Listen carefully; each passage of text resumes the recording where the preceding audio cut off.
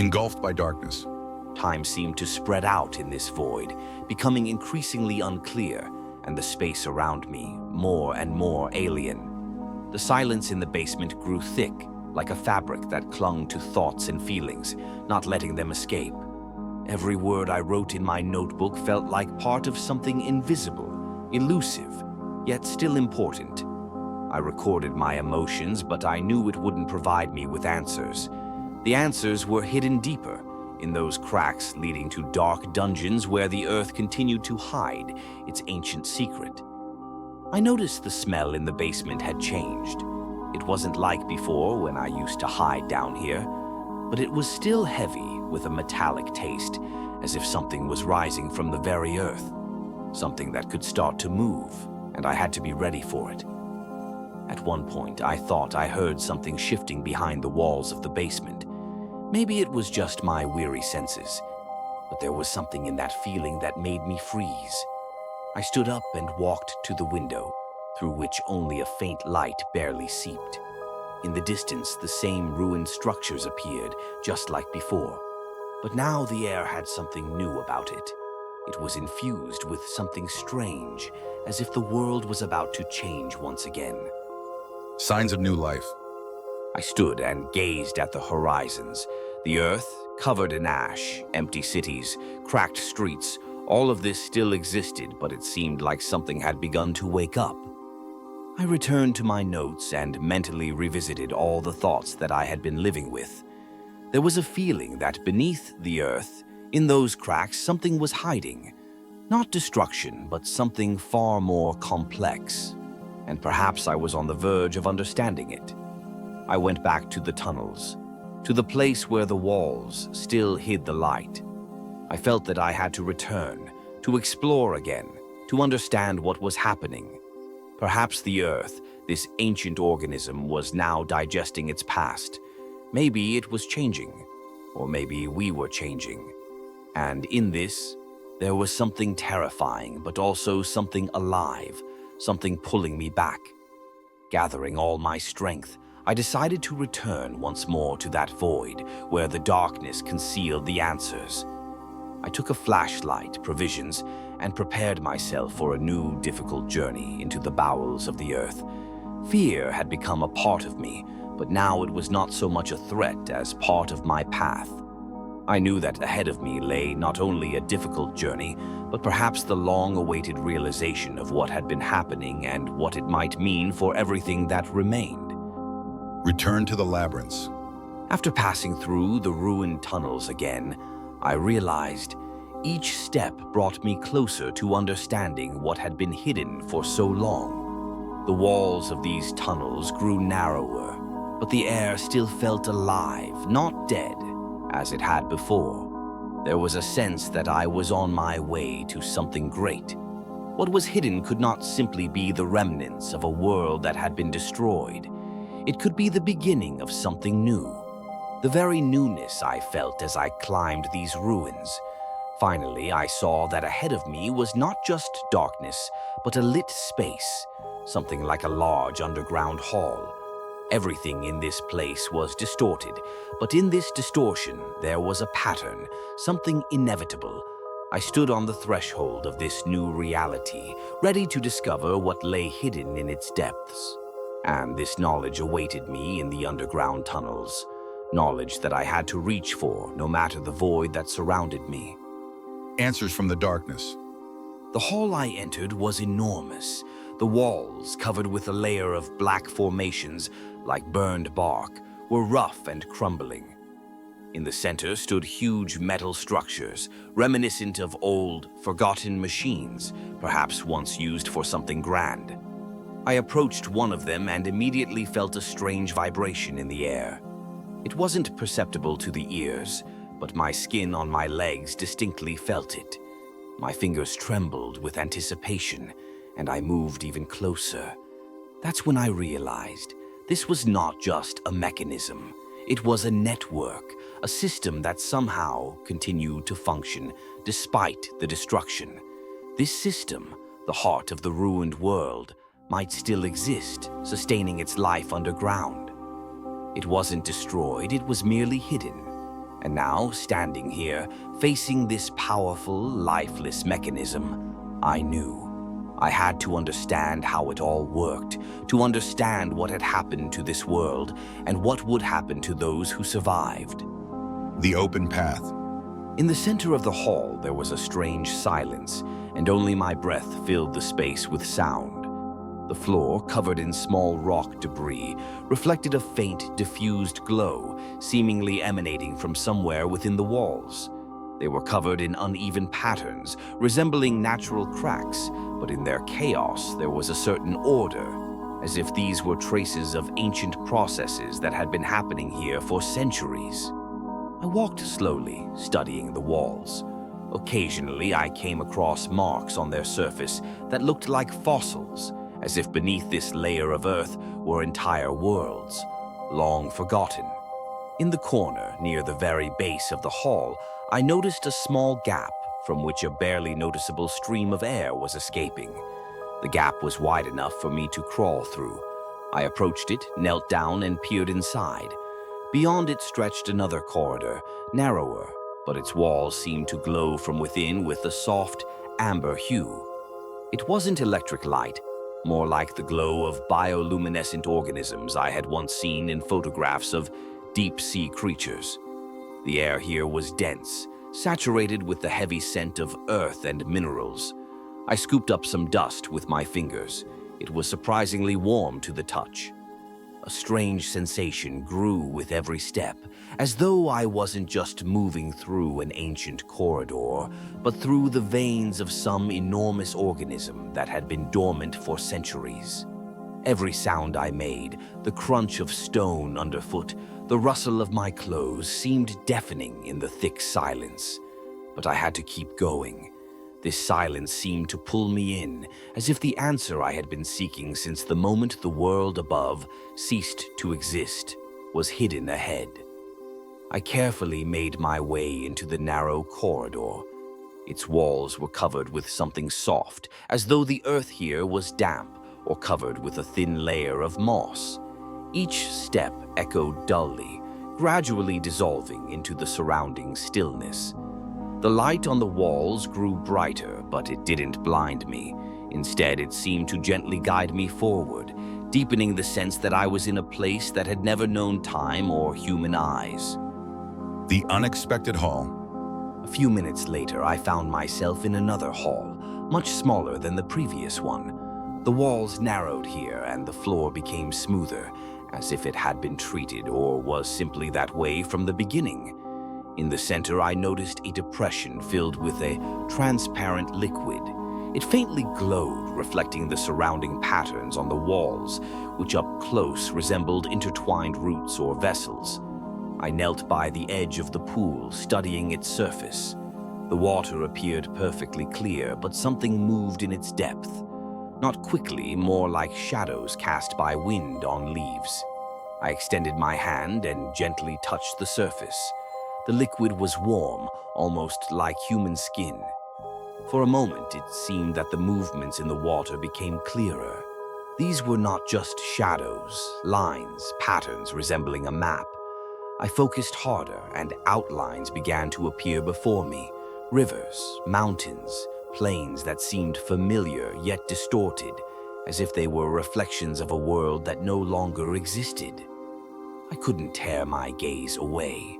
The map in the water shifted, as if responding to my thoughts. The longer I looked, the clearer it became that this was not just an image, but something more. Intuitively, I realized this place was trying to show me what had happened to the world, what it was, and what awaited it in the future.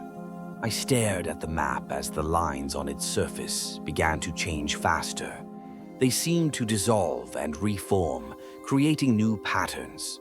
For a brief moment, I thought I saw familiar outlines, the contours of my neighborhood, then the ruined city, and beyond that, what lay outside its boundaries. But then it all disappeared, giving way to something entirely different. The water in the depression stirred more violently, and waves rippled across it, disturbing the fragile calm. The lines on the map gathered into a clear shape. something resembling a vast vortex, its center deep underground. It seemed to have spawned all of this, the ruined cities, the cracks in the earth, the changes in the air. And this something was still moving. I quickly pulled away from the water, instinctively stepping back.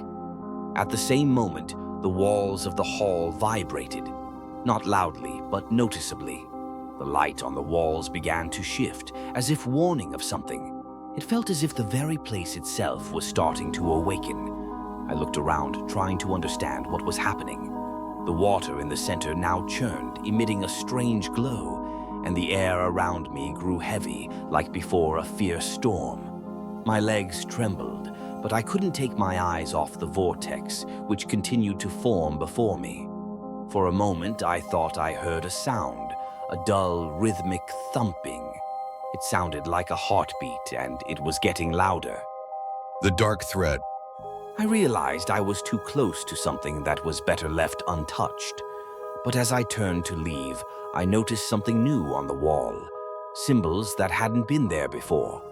They glowed, outlining a path. It was as if this place was now directing me on where to go next. The sound behind me grew louder. Footsteps, clear, careful, as if someone was moving, trying to stay unnoticed. I tensed, feeling cold sweat trickle down my temples.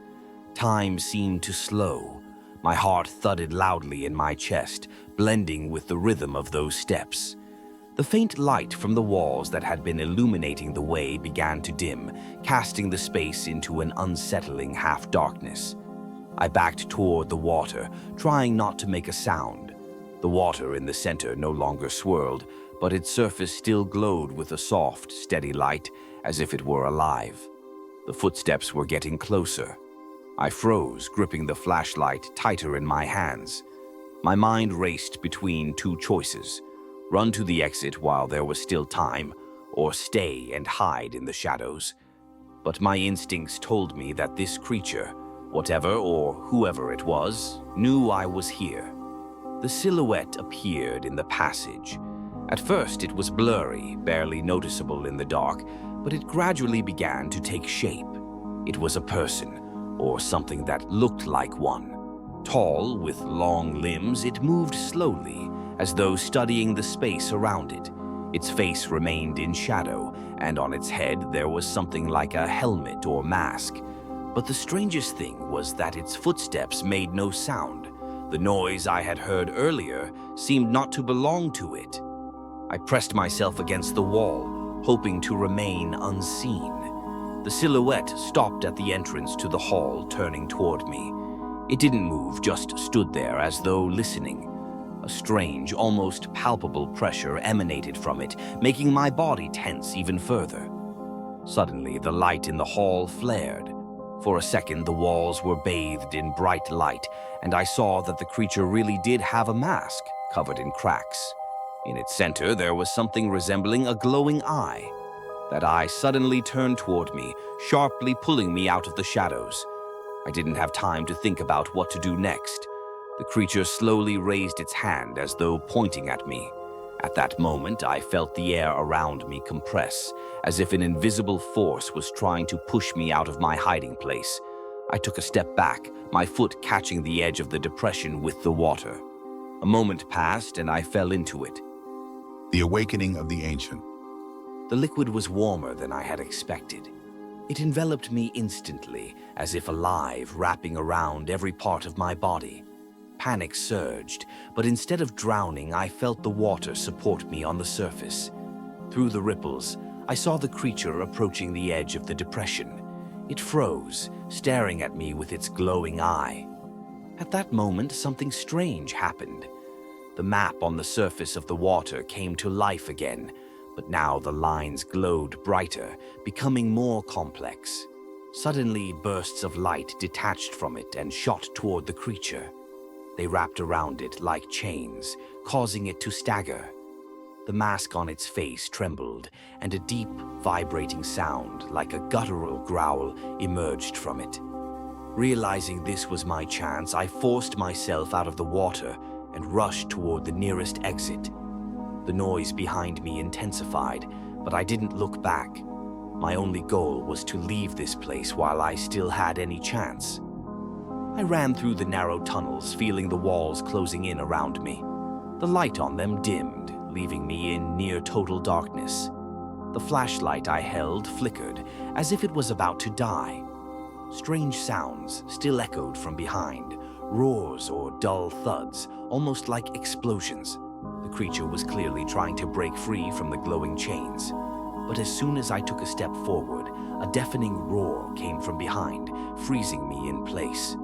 Turning around, I saw the first creature had broken free from the hall. Its glowing eye burned brighter, and from its body emanated a wave of something dense, like air saturated with rage. It moved faster than before, heading straight for me. I looked at the smaller creature and then at the passage behind it. It was still standing motionless, but there was something strange in its gaze. It seemed as if it was waiting for me to make a decision. And in that moment, I realized I had only two choices: run into that bright passage and trust the unknown, or try to face the creature that was now rushing toward me like a storm. Taking a deep breath, I stepped forward, heading toward the bright passage. The creature standing before it didn't move, but I could feel its gaze piercing through me, examining every detail of my being. Every step felt heavy, as if the air around me was becoming denser. The sound of the approaching creature behind me grew louder, but I continued walking, as if an invisible force was pushing me toward the passage. As I drew closer, the creature slightly tilted its head, and its glowing symbols brightened. It took a step aside, clearing the way. But at that same moment, the ground beneath me trembled, and the corridor's walls were covered with a network of thin cracks. A flash of light as bright as lightning illuminated the space. For a moment, I was blinded, but it didn't stop me. Gathering all my strength, I plunged into the passage. The light emanating from it enveloped me, swallowing the rumble and noise behind. A strange feeling of warmth and peace overtook my body. For a moment, I thought it was over, that I had found salvation. But when I turned around, I saw the creature with the mask was still coming toward me, despite the barrier of light. The passage was not as safe as I had hoped. Inside, everything felt strange. The walls seemed to pulse, as if in sync with my heartbeat. The floor beneath me was soft, like moss, but with each step, it became more uneven. A sharp, metallic scent filled the air, as if I were inside some massive machine. The light ahead began to change. It alternated between becoming brighter and dimming, making me stumble and lose my bearings. Behind me, I could still hear the low growl. The creature wasn't falling behind. I could feel its presence pressing on me, forcing me to quicken my steps. 1 second before the break. Suddenly, the passage ended, and I found myself in a new space. It was a massive room, its walls covered with ancient writings, but they didn't glow like before. It was almost dark here, with only a weak light source coming from the center. I moved closer and saw something resembling an artifact, a small stone with carved symbols, barely glowing. I didn't have time to touch it when the air around me vibrated again. The creature that had been chasing me broke into the hall. It moved faster than I expected, but suddenly stopped at the edge of a circle drawn on the floor. It couldn't cross it, as if some invisible force was holding it back. I looked at the stone. It seemed to call me, emitting a soft, warm glow. But as soon as I took a step toward it, the smaller creature that had previously indicated the way appeared in the hall. It raised its hand as if warning me. I froze, torn between fear and curiosity. Behind me stood the creature with the mask, its glowing eye flashing, as if waiting for me to make a mistake. And in front of me was something that could be the key to all this chaos. The labyrinth of choice. I stood between two choices: touch the stone and possibly uncover the mystery of this place, or obey the warning of the smaller creature and retreat. At that moment, the stone glowed brighter, and I felt something like a voice or whisper penetrate my thoughts. I raised my hand to the stone. Everything around me froze. Taking the final step, I touched its surface. The light exploded in a blinding flash, and in that moment I realized I had made a choice that would forever change not only my life, but everything that remained of this world. When the light faded, I was left alone in complete silence. The creature with the mask was gone, and so was the smaller creature. Only the faint glow of the stone reminded me that I had truly been here, but the silence seemed deceptive, and in the air there lingered a sense that this was only the beginning. To be continued.